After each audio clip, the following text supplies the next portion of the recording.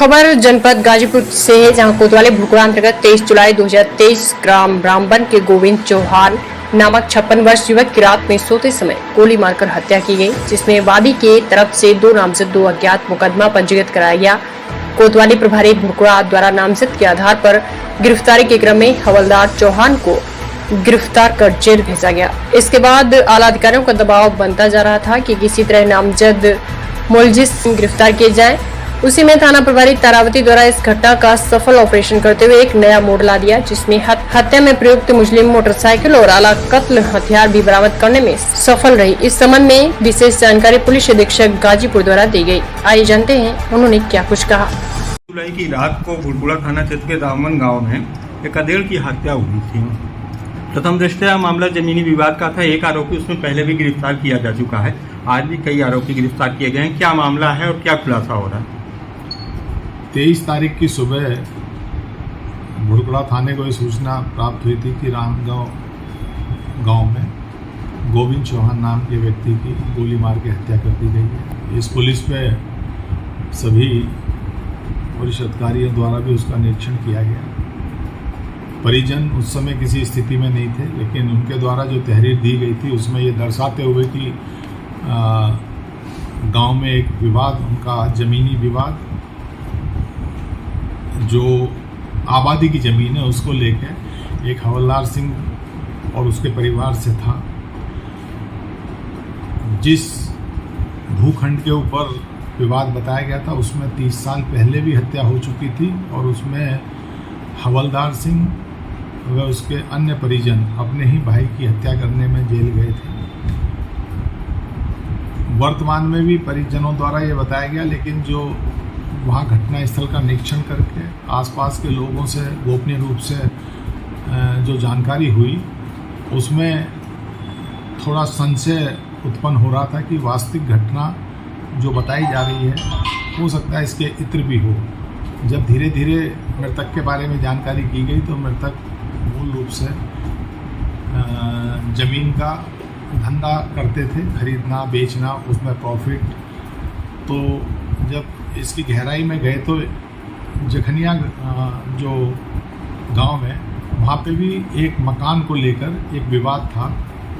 वहाँ पे 4 भाइयों का एक मकान था जो काफ़ी पहले जो मृतक गोविंद चौहान है उनके पिताजी ने सादा कागज़ पे लिखवा रखा था। वर्तमान में जो गोविंद चौहान है उन 4 भाइयों की जो पार्टीबाजी चल रही थी उसमें एक महेंद्र पक्ष था और एक छोटे लाल पक्ष था। तो महेंद्र पक्ष को सपोर्ट कर रहा था और उन बाकी दोनों भाइयों पे दबाव बनाया जा रहा था कि तुम महेंद्र के पक्ष में इस मकान को छोड़ दो, महेंद्र को दूंगा। इस चीज़ की पुष्टि वहाँ के स्थानीय लोगों द्वारा भी की गई। जब और इसके बारे में गहनता से हमने अपनी स्वाट सर्विलेंस टीम भी लगाई और इन सब चीज़ों का टेक्निकल एनालिसिस किया गया, तो कुछ ऐसे तथ्य संज्ञान में आए जो उनका महेंद्र का दूसरा पक्ष और उसका भाई था छोटे, उससे जब पूछताछ की तो उसके द्वारा पूरी घटना का रहस्यघात किया गया, क्योंकि वो कुपित था और उसके द्वारा अपने 2 साथियों के साथ मिलकर जो अपराधी किस्म के हैं, मुकेश राजेश यादव और दूसरे का नाम है बबलू, ये पूर्व में भी जेल जा चुके हैं विभिन्न अपराधों में। इनके द्वारा इसने योजना बना के इन तीनों ने 22/23 की रात में इस घटना को अंजाम दिया।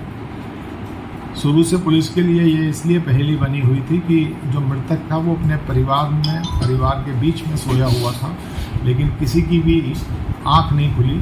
जबकि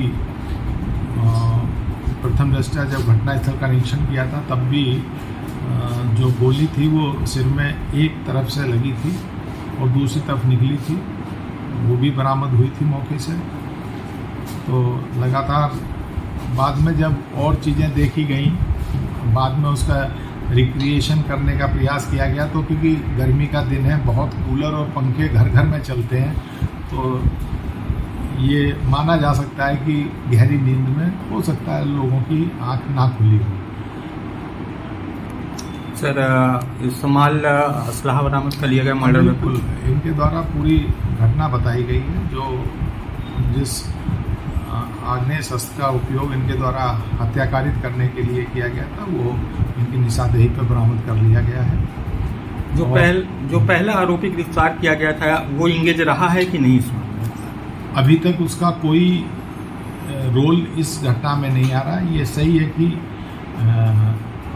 उससे एक आबादी की ज़मीन को लेके इनका मनमुटाव था, लेकिन अभी तक की विवेचना में जो पूर्व में जेल गया था, क्योंकि वो एकदम परिवार उस समय